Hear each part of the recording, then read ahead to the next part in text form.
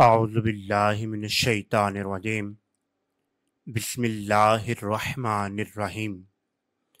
السلام علیکم ناظرین،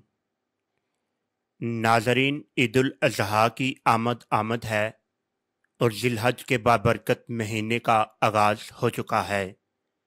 اس سلسلے میں دنیا بھر کے مسلمان مذہبی عقیدت و احترام کے ساتھ قربانی کے جانور خریدنے میں مصروف ہیں، اور 10 ذی الحج کو اللہ رب العزت کے حضور سنت ابراہیمی کی یاد میں دنیا بھر کے مسلمان حلال جانوروں کی قربانی پیش کریں گے۔ ناظرین، حضور اکرم صلی اللہ علیہ وآلہ وسلم نے ارشاد فرمایا، اللہ تعالیٰ کی عبادت کے لیے عشرہ ذی الحج سے بہتر کوئی زمانہ نہیں۔ ان میں ایک دن کا روزہ 1 سال کے روزوں کے برابر اور 1 رات کی عبادت شب قدر کی عبادت کے برابر ہے۔ قرآن مجید فرقان حمید کی سورۃ الفجر میں اللہ رب العزت نے 10 راتوں کی قسم کھائی، اور وہ 10 راتیں جمہور قول کے مطابق یہی عشرائے ذی الحج کی راتیں ہیں۔ خصوصاً 9ویں ذی الحج کا روزہ رکھنا 1 سال گزشتہ اور 1 سال آئندہ کے گناہوں کا کفارہ ہے، اور عید کی رات میں بیدار رہ کر عبادت میں مشغول رہنا بڑی فضیلت اور ثواب کا موجب ہے۔ ناظرین، قربانی کرنا واجب ہے۔ حضور اکرم صلی اللہ علیہ وآلہ وسلم نے ہجرت کے بعد ہر سال قربانی فرمائی، کسی سال ترک نہیں فرمائی۔ جس عمل کو حضور اکرم صلی اللہ علیہ وآلہ وسلم نے لگاتار کیا اور کسی سال بھی نہ چھوڑا ہو تو یہ اس عمل کے واجب ہونے کی دلیل ہے۔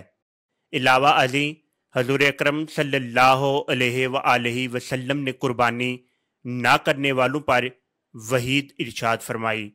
حدیث پاک میں بہت سی وعیدیں ملتی ہیں۔ مثلاً حضور اکرم صلی اللہ علیہ وآلہ وسلم نے ارشاد فرمایا، جو قربانی نہ کرے وہ ہماری عیدگاہ میں نہ آئے۔ حضرت عائشہ رضی اللہ تعالی عنہا فرماتی ہیں، آپ صلی اللہ علیہ وآلہ وسلم نے ارشاد فرمایا، قربانی کے دن اس سے زیادہ کوئی عمل محبوب نہیں۔ قیامت کے دن قربانی کا جانور سینگوں، بالوں اور کھروں کے ساتھ لایا جائے گا، اور خون کے زمین پر گرنے سے پہلے اللہ تعالیٰ کے ہاں قبولیت کی سند لے لیتا ہے۔ اسی لیے قربانی خوش دلی سے کرو۔ رسول اکرم صلی اللہ علیہ وآلہ وسلم نے اپنی صاحبزادی فاطمہ الزہرا سلام اللہ علیہ سے ارشاد فرمایا کہ تم اپنی قربانی ذبح ہوتے وقت موجود رہو، کیونکہ پہلا قطرہ خون گرنے سے پہلے انسان کی مغفرت ہو جاتی ہے۔ ناظرین، قربانی کے اہم ترین مسائل کا جاننا ہمارے لیے انتہائی ضروری ہے، اور آج کی ویڈیو میں ہم آپ کو قربانی کے 40 سے زائد اہم ترین مسائل کے حوالے سے بتائیں گے۔ مسئلہ نمبر 1، جس شخص پر صدقہ فطر واجب ہے اس پر قربانی واجب ہے، یعنی قربانی کے 3 ایام 10، 11 اور 12 ذی الحجہ کے دوران اپنی ضرورت سے زائد اتنا حلال مال یا اشیاء جمع ہو جائیں کہ جس کی مالیت 12.5 تولہ چاندی کے برابر ہو تو اس پر قربانی لازم ہے۔ مثلاً رہائشی مکان کے علاوہ کوئی مکان ہو، خواہ تجارت کے لیے ہو یا نہ ہو، اسی طرح ضروری سواری کے طور پر استعمال ہونے والی گاڑی کے علاوہ کوئی گاڑی ہو تو ایسے شخص پر بھی قربانی لازم ہے۔ مسئلہ نمبر 2، مسافر پر قربانی واجب نہیں۔ مسئلہ نمبر 3، قربانی کا وقت 10ویں تاریخ سے لے کر 12ویں تاریخ کی شام تک ہے۔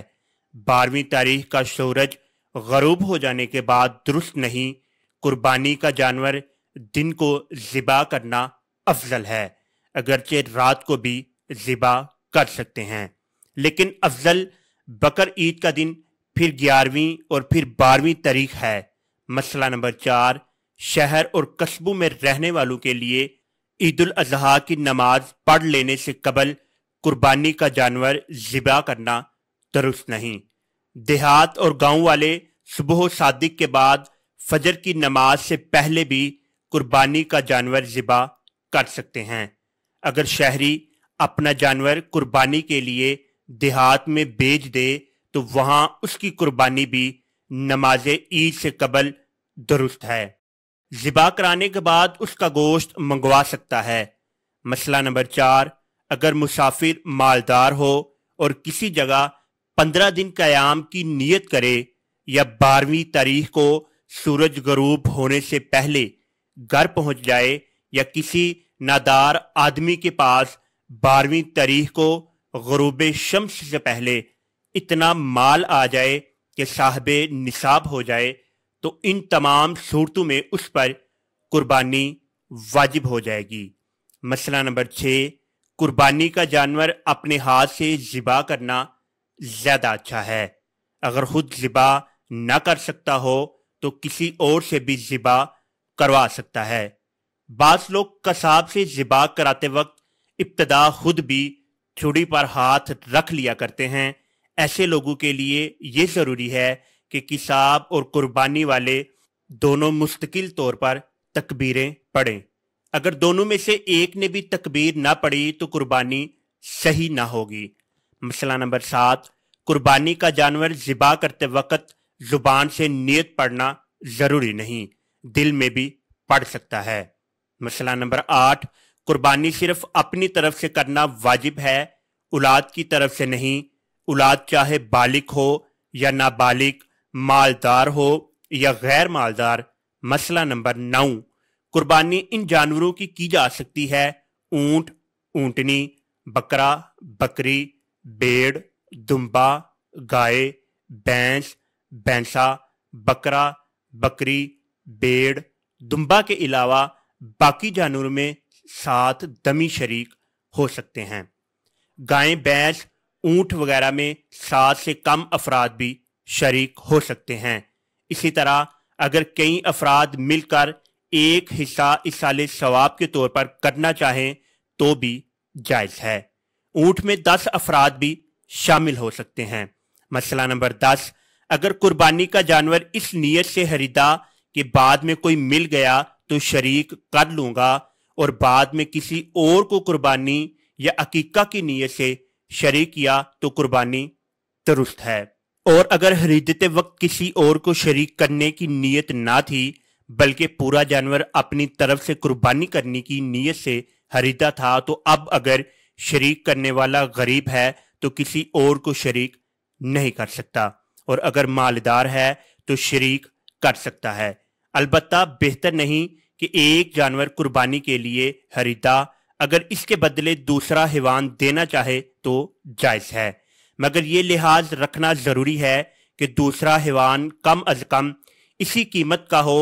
اگر اس سے کم قیمت کا ہو تو زائد رقم اپنے پاس رکھنا جائز نہیں بلکہ صدقہ کرنا ضروری ہے۔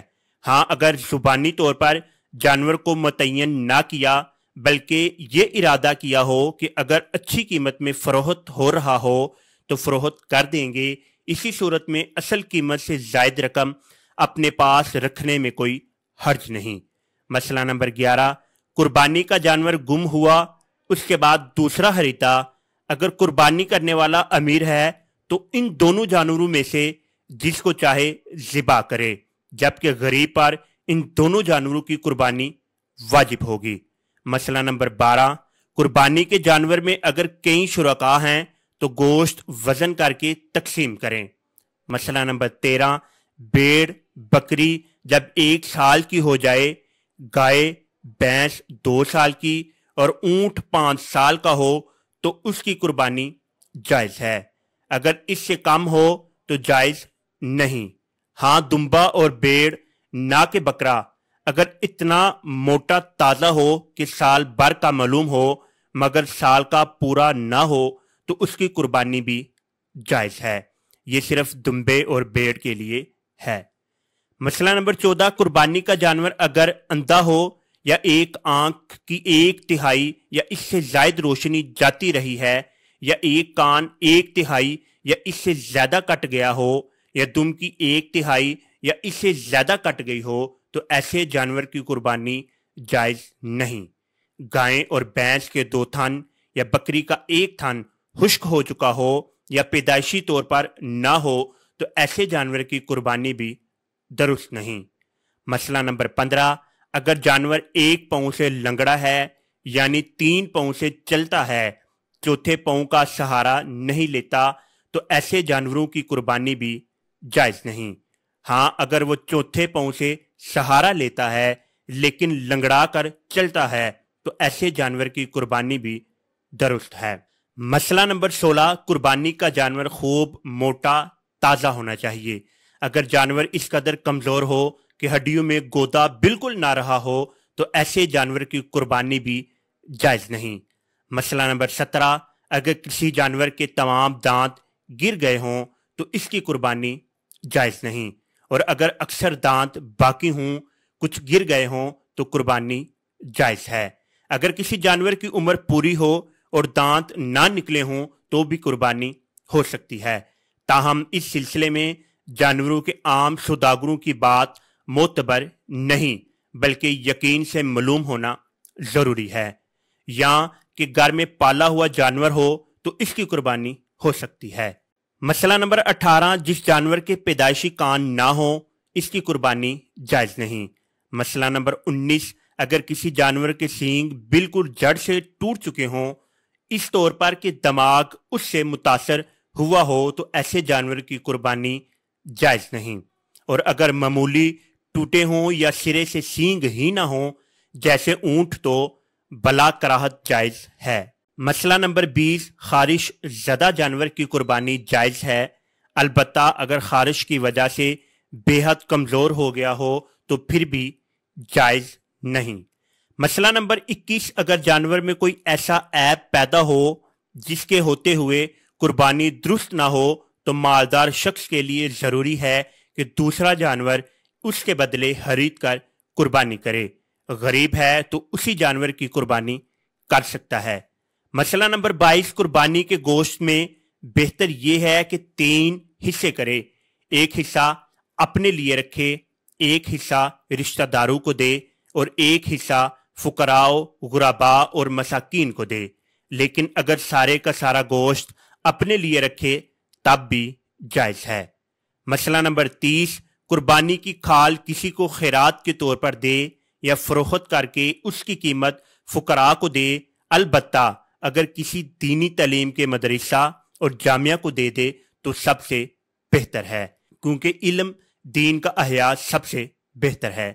مسئلہ نمبر 24، قربانی کی کھال کو اپنے مصرف میں بھی لایا جا سکتا ہے، اس طور پر کہ اس کا عین باقی رہے، مثلا مسلح بنائے یا رسی یا چھلنی بنائے تو درست ہے۔ مسئلہ نمبر 25، قربانی کی کھال کی قیمت مسجد کی مرمت یا امام و مؤذن یا مدارس یا خادم کی تنخواہ میں نہیں دی جا سکتی، نہ اس سے مدارس کی تعمیر ہو سکتی ہے اور نہ شفا خانوں یا دیگر رفائی اداروں کی۔ مسئلہ نمبر 26، قربانی کی کھال کسائی کو اجرت کے طور پر دینا جائز نہیں۔ مسئلہ نمبر 27، اگر قربانی کے 3 دن گزر گئے اور قربانی نہیں کی تو اب 1 بکری یا بھیڑ کی قیمت خیرات کر دے، اور اگر جانور خریدا تھا مگر قربانی نہیں کی تو وہی جانور خیرات کر دے۔ مسئلہ نمبر 28، اصال ثواب کے لیے قربانی کا گوشت خود بھی کھا سکتا ہے اور دوسروں کو بھی کھلا سکتا ہے۔ مسئلہ نمبر 29، اگر کسی شخص کے حکم کے بغیر اس کی طرف سے قربانی کی تو قربانی نہیں ہوگی۔ اسی طرح اگر کسی شخص کو اس کے حکم اور اجازت کے بغیر قربانی میں شریک کیا تو صرف گوشت کی نیت سے شریک ہے تو کسی کی قربانی صحیح نہ ہوگی۔ مسئلہ نمبر 30، قربانی کا گوشت غیر مسلم کو بھی دے سکتا ہے، البتہ کسی کو اجرت میں نہیں دے سکتا۔ مسئلہ نمبر 31، گابن جانور کی قربانی بھی صحیح ہے، اگر بچہ زندہ نکلے تو اس کو بھی ذبح کر دے اور گوشت آپس میں تقسیم کرنے کی بجائے صدقہ کر دیا جائے، مگر بہتر یہ ہے کہ جانور گابن نہ ہو۔ مسئلہ نمبر 32، جو شخص قربانی کرنا چاہے اس کے لیے مستحب یہ ہے کہ یکم ذی الحج سے قربانی کا جانور ذبح ہونے تک اپنے جسم کے بال ناخن نہ کاٹے۔ یہ مستحب ہے، واجب نہیں، یعنی اس کا ثواب ہے، گناہ نہیں۔ البتہ اگر زیر ناف اور بغل کے بالوں پر 40 روز کا عرصہ گزر چکا ہو تو ان بالوں کی صفائی بہتر ہے۔ مسئلہ نمبر 33، قربانی کا گوشت 3 دن سے زیادہ تک بھی رکھ سکتا ہے۔ مسئلہ نمبر 34، جانور ذبح کرنے کے لیے چھری خوب تیز ہونی چاہیے تاکہ جانور کو تکلیف نہ ہو۔ مسئلہ نمبر 35، اگر کوئی شخص اپنی قربانی کا گوشت سارے کا سارا کسی اور کو کھلا دے، خود بھی کچھ نہ کھائے تو ایسا کر سکتا ہے۔ مسئلہ نمبر 36، خصی جانور کی قربانی جائز بلکہ افضل ہے کیونکہ اس میں دوسرے کی بنسبت گوشت زیادہ ہوتا ہے۔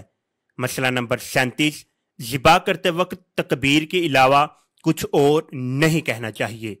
مسئلہ نمبر 38، اگر کسی نے قربانی کی نظر مانی اور وہ کام ہو جائے تو قربانی واجب ہے، اس کے گوشت سے خود نہیں کھا سکتا، سارا فقراء اور مساکین کو کھلائے گا۔ مسئلہ نمبر 39، اگر کسی شخص کی ساری یا اکثر آمدنی حرام کی ہو تو اس کو اپنے ساتھ قربانی میں شامل کرنا جائز نہیں۔ اگر شک بھی ہے تو اسے اپنے ساتھ شامل کرنا جائز نہیں۔